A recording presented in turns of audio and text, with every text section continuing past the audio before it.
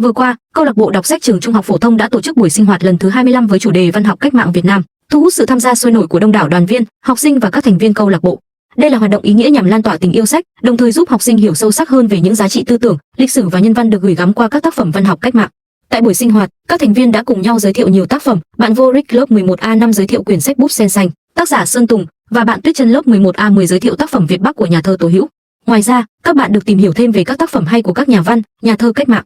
Thông qua phần thuyết trình, thảo luận, đố vui và chia sẻ cảm nhận, học sinh không chỉ hiểu thêm về nội dung, nghệ thuật của các tác phẩm mà còn cảm nhận được tinh thần yêu nước, ý chí kiên cường, khát vọng độc lập, tự do và sự hy sinh cao cả của các thế hệ cha ông. Buổi sinh hoạt diễn ra trong không khí cởi mở, hào hứng với nhiều hoạt động tương tác, góp phần khơi dậy niềm yêu thích đọc sách và bồi đắp lý tưởng sống đẹp cho đoàn viên, thanh niên.